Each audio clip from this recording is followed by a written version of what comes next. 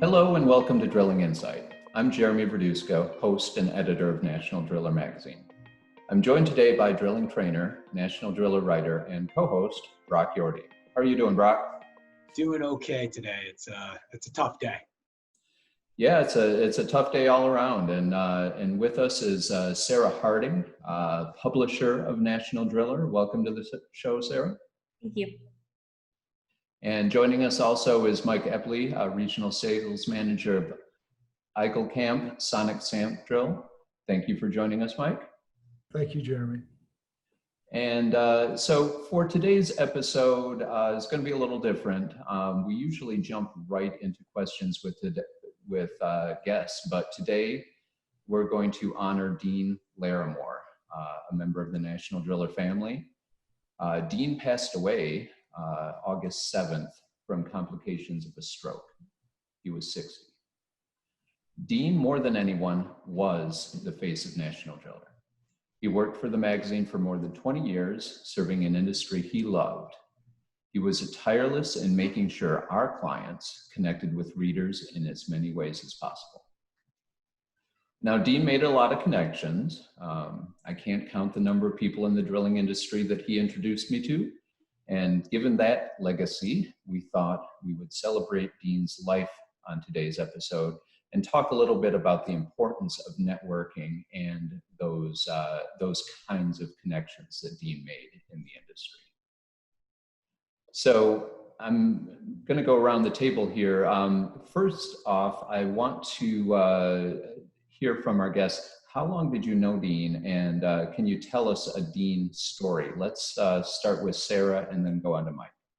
Okay. So I came on to National Driller in 2013, so I've known Dean for over 7 years. Very welcoming when I came onto the brand.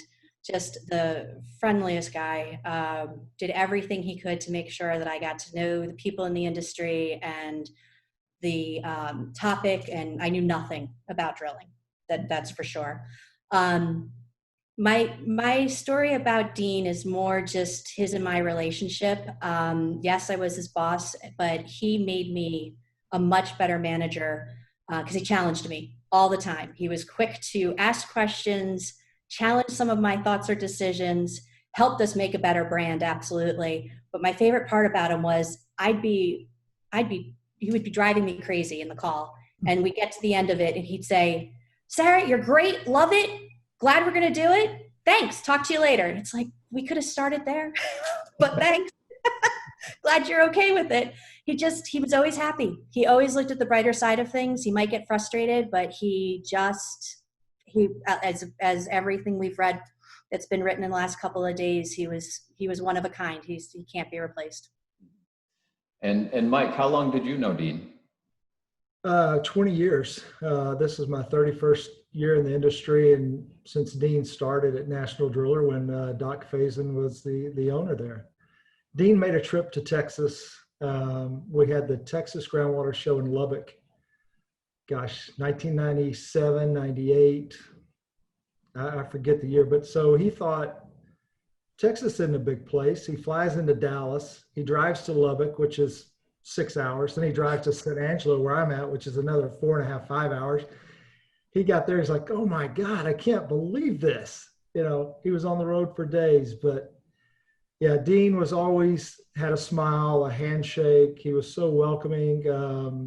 We have kids similar age, and we shared a lot about our kids together. I love college football. He loved college football, and we talked a lot about sports. And he was a guy you looked forward to seeing, going to the show. Really going to miss seeing him there. And what about you, Brock?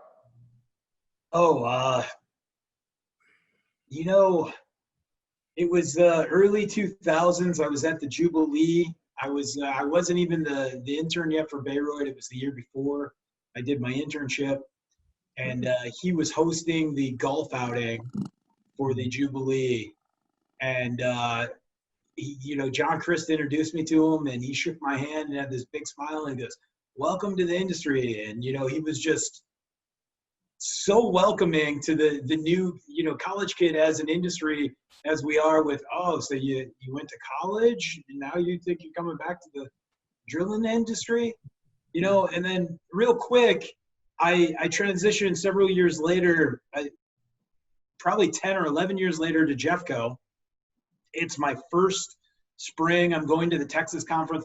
I don't even know Mike yet. I barely know Mike. We hung out a little bit at NGWA, and here I am with the new Texas rep for Jeffco, or not new. He's been there. I'm the new guy, and Dean, Mike, and I, Alexis, and Chip Nelson all bowled together at the deal. And Dean is, hosting everything. I don't even think it was a driller event. I think maybe it was a competitor's hosting of an event, but he was the one making it the party and jumping between lanes, and everybody was laughing and he was goofing. And it was, that moment that I went, man, this is cool. I'd maybe written one article for Driller at the time. It was one of those things where I was like, God, this guy's fun. Every time I see him, he's fun and welcoming. Yeah. And of course, that's Alexis Brum, who was a former junior editor for National Driller, and we deployed her to the Texas show several times, at least a couple of times, and she spoke very highly of him there. And I believe I remember her mentioning that bowling outing. So my Dean story, I'd known Dean almost 8 years. Because my 8th year anniversary as editor of National Driller is coming up in a couple of months here, so it's almost spot on 8 years. And we worked together fantastically, but I've got to say, I don't think we agreed on much outside of work. And I remember once having kind of an argument with Dean, and it was not a work argument, it was something else altogether. And it weighed on me. And the next day or a couple of days later, I screwed up my courage and apologized for acting like an ass and raising my voice. And in that Southern charm of his and the kind of mischievous look in his eyes that he would have in that broad smile, he's just like, "It's okay, buddy. Don't worry about it. Forgotten." And that was kind of, that's just how he was. He was, just a kind, through and through Southern gentleman. And, I really can't emphasize how big a loss it is for National Driller. So I want to talk a little bit about the kind of loss of industry knowledge that happens when there's a sudden parting like we've had here. What kind of important lessons go unlearned when industry vets like Dean aren't around to teach them? Let's start with Mike. Mike, what do you think about that? Well, it's so hard. You never plan for an event like that, so you don't have somebody training, in this way to take somebody's place. And I think we probably even see that in the drillers themselves, these family-owned businesses, that there's no one to replace the owner. Their kids have gone and done other things. So, but somebody, and Dean would want it this way, somebody will step up and fill those shoes. And certainly you say nobody can fill Dean's shoes. Well, nobody will ever be Dean again, but there will be somebody. And this community of drillers, and we'll welcome them. And so we look forward to whoever gets to step up in that position, and we'll all reach out to help them in any way we can. Yeah, for sure. So Sarah, what do you think? What kind of industry knowledge, or what kinds of things do we lose when we have a sudden passing like this? I've told my management a number of times that what keeps me up at night is losing somebody on my team. And this is the worst, shocking thing that could happen. And we lose somebody who has 20 years of relationships with all of these people. Honestly, the outpouring from colleagues at BMP Media that have met him over the years since BMP bought it almost, I think, 19 years ago. He was the welcome wagon. One of the people who was the first to go down to the Florida office and meet them still works for us and called, and she said he welcomed us. He was so excited to have us come on board. But yeah, we've lost somebody who has the relationship, somebody who knows the industry, and yeah, it's not replaceable. But like Mike said, there will be somebody else, and I appreciate that. All of you will welcome them and help them learn, because it's going to be a learning process. So Brock, what do you see that gets lost? A lot. We're a unique secret. I use tribal way too much, but we're this self-taught industry that even the manufacturers are unorthodox on how we come together with our plans. There's a couple things here. The first one's, when I talked to the engineers at Jeffco and we were looking at designing rigs and we had new engineers come in, I'd say, listen, if we all worked for Ford, we'd drive something similar to work every day. You'd have an idea why it pulled to the right or why those things happen. And so to advertise, to take the uniqueness that is our industry from everybody drinks water and we need water in its life. But beyond that, it's very underappreciated on how it happens. All of the pieces, all of the moving parts. And so you now take that to the part that is promoting our industry, selling our industry, talking about new technologies. And just as Sarah just said about the welcome wagon, Dean, no matter what crazy idea I had about let's try to do a webinar on this, or let's do this, or Sarah and you, Jeremy, the transitions from using the website more and everything that happened, Dean took it and evolved, adapted, pushed it on the customers that he knew would be the early adopters, and then brought it back to the customers that needed to hear it 8 or 10 times and see it proven. He is a salesman and a earlier adopter and a marketer that's just like drillers is a breed that is going out of existence. For him to jump in a vehicle and start a week in Tennessee and end up in Enid, Oklahoma, and then end up in, San Angelo, Texas, like that in itself is something that we just, here we are on Zoom right now. But that man, before GPSs and whatnot, he's always evolved with technology. It's made life easier on some things. And that's something that we're just not good at. So the thing that I feel gets lost is some of the 10, 15, 20-year-old knowledge. When I joined National Driller 8 years ago, like Sarah, I didn't have any experience in the drilling industry, and I've learned a lot, and a lot of what I can say I've learned, I can chalk up to Dean. And to me, it's the little subtle things, like helping me understand, this company used to be this company, and 5 years ago it was bought by that company, and 10 years ago it was a different company, and tracking some of the changes in the industry over the decades that he had worked in it. So his having a firsthand, a front row seat to those changes, I think that's something that I know I will miss from Dean. So let's talk a little bit about the connections in general. Dean, from 20 years ago into shows in the industry, seemed to know everyone.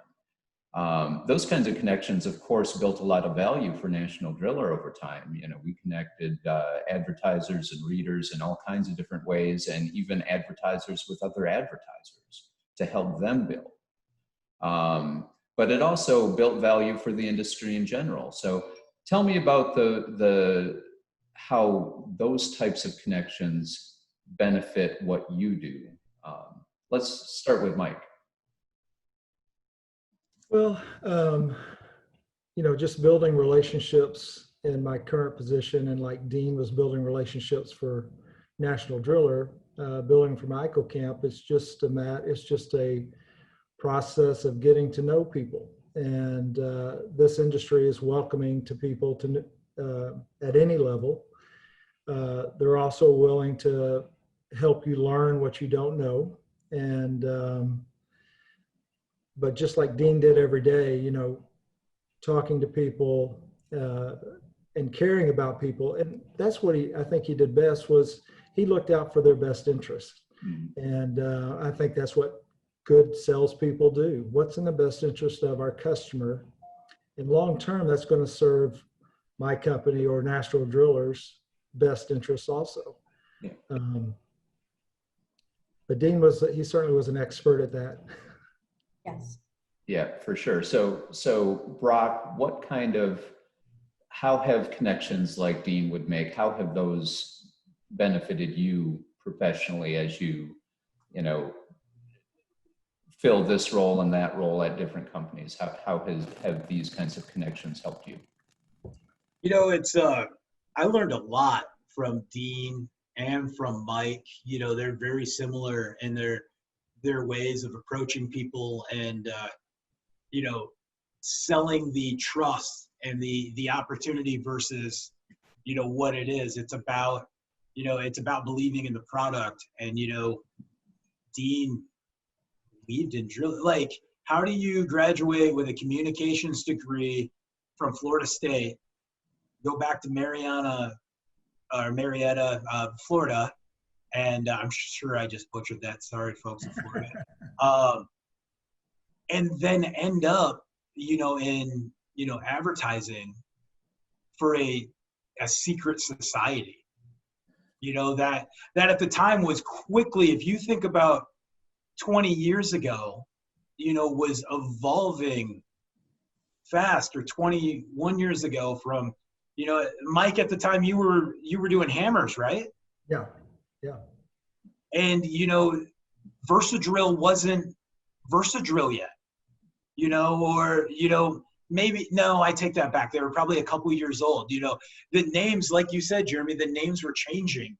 And for him to be able to navigate that and adapt, I'm going to go back to, he took everything with a smile and killed it, and he, so many times that I got the great opportunity to work several national groundwaters and several jubilees with you, Jeremy, and Sarah, Mike being across in a booth and Dean being in our booth.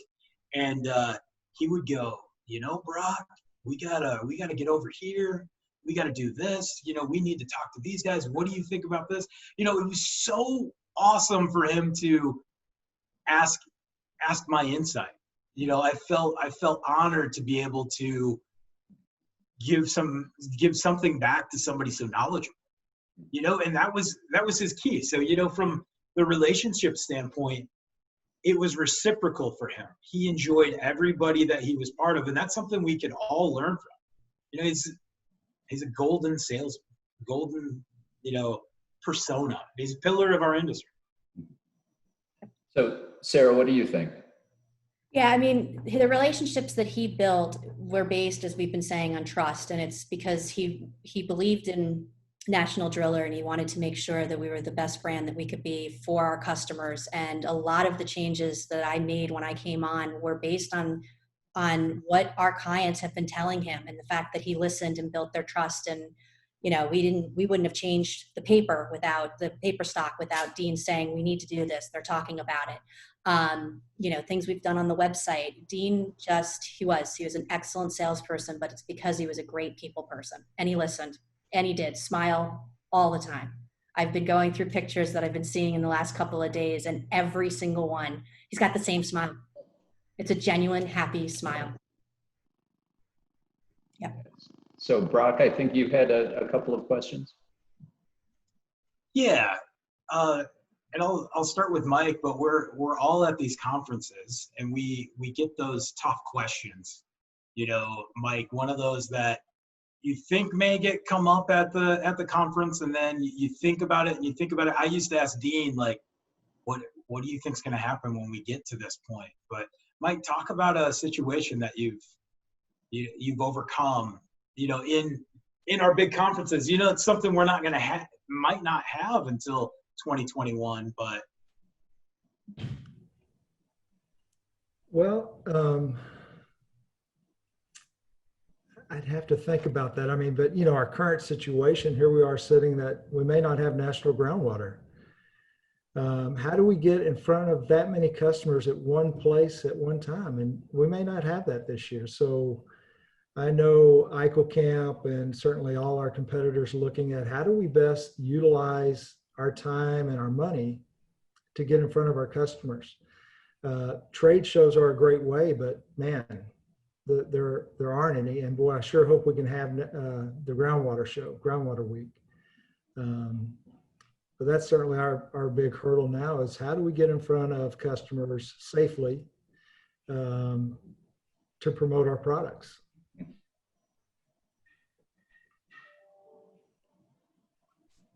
that's interesting. And I know, Sarah, you're the big boss. You work in all kinds of different conferences and stuff, and you're seeing a very similar thing. You know, 2020 has not been, you know, I've continued in my last conference call, somebody said, you know what, Brock, hindsight's 2020. And I went, listen, I don't think that has the same meaning it had from January till now, you know, and Sarah, you're living this right now. How are you dealing with? Yeah, it's kind of the same thing. I mean, you, Mike, are our customer, and it's difficult. We haven't been able to be at shows and have that networking and discussion that's kind of beyond business to continue to build those relationships. Obviously, everyone is aware that we've made significant changes at BMP Media with our publications going 100% digital, but we saw this coming. We continue to see it come down the road. We're watching trends. We did research. People didn't want to hold the publication with everything that's going on right now. And yet we've still got to be able to communicate. We weren't doing these Zoom calls. I've seen my CEO more than I ever have because he's always on camera now, and the same. So it's just completely different. The world is changed. We need events. I 100% agree. It's the way that you all are able to be in front of your clients. It's the way we can be in front of our clients. But I think it's going to change. I mean, I'm interested to see how Groundwater will do the hybrid. BMP puts on a lot of events, and all of ours are virtual for the rest of the year, but we're not doing anything that's not going to be hybrid again, because you need to be able to do both. You need to be online where people are, and everyone has a different comfort level as to whether or not they want to travel. As a society right now, we're transitioning into this weird thing. And Jeremy and I think we've talked about this topic so many times that it's time to be, we need to be smart and safe, but we need to be past it. But it's cathartic to be with our friends. That's what's made this industry the community it is. Zooms and this stuff can happen, but it was hard today at the memorial for Dean not to want to shake folks' hands. And, even one of his friends in Paul Bear is, he thought I was the president of BMP, which I guess maybe I should see if I can moonlight and use that to my advantage, right? You guys have a chocolate magazine or something. No, and I went, no, I'm Brock. I just work trade shows and written, and I do some different stuff. And he goes, yeah, you know what? You just moved to Tallahassee, right? I said, yeah, we've been down a couple months. Mm-hmm. And he goes, yeah, Dean just told me a few weeks ago that he's got to make it over to Tallahassee to see his friend Brock. Mm-hmm. And I just right there, because that's what's hard with this entire situation. It's abrupt as it is, but us in the same room and our aura together is warming and helpful. And that's something we have to figure out. Yeah, ask any parent of school-age children. Zoom is a poor substitute for face-to-face. It applies to school, it applies to trade shows. So, you know, as Sarah mentioned, we're you know, looking at now Groundwater Week being a hybrid, and who knows what the next couple of months will bring. But one thing's for sure, it kind of the face-to-face connections that Dean was so good at fostering kind of suffer when you can't get face-to-face. He definitely was our best cheerleader, though. He said, "We got this. We'll get through this." You know, he continued to, you know, push that. So, you know, that's the same as missing our friend and colleague. You know, it's hard, but, you know, he would be the one patting us on the back saying, "Right now, we can get through this." Absolutely. He did many times.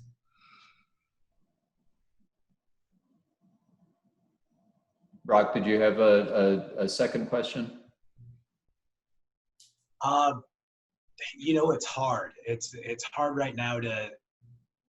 Usually, you and I can just talk for days, and it's you know, our friend.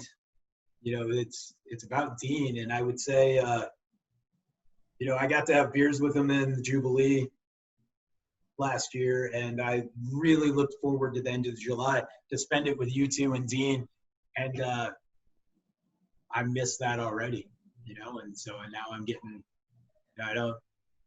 I'm losing, you know. Yeah, it's for sure been tough on the National Driller family, and you know, out there in the audience, I'm sure it's tough for a lot of people. I've heard from a lot of advertisers already, at least a handful of advertisers. We've seen several people comment on the social media posts about it, and oh, you know, he can't be replaced. How can, you know? It just it's a big loss. It's a big loss for us and a big loss for the industry. So, Yeah. yeah. Oh, I'm sorry. Go I was ahead. just going to say, you know, I've looked at some of the messages I've seen on the LinkedIn, and, you know, they're all, man, I'm going to miss his smile and the way he did business. And man, I'm going to miss grabbing a drink with him. And it's abrupt, but our small community is all thinking about Dean right now and all about our great stuff. And, Yeah. So before we go, kind of along those lines, I want to issue a call to the audience. We want to invite readers and advertisers, anyone whose life Dean touched, to share their remembrances with us. So we're urging people to record a snippet of video. iPhone is fine, Android, whatever you have. Share photos, or just tell us your Dean story. We want to hear it. We want to compile these and, of course, share them with the family, share them with National Driller readers.